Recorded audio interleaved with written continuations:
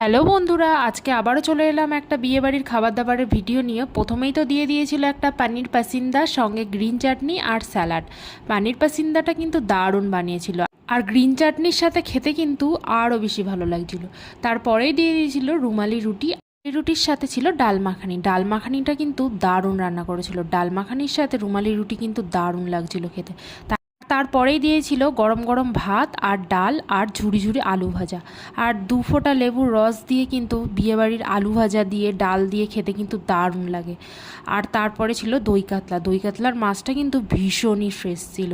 মাছটাও খুব দুর্দান্ত রান্না করেছিল। আর মাটন কষা তারপরেই ছিল। মাটন কষা কিন্তু আমি 2বার নিয়েছি।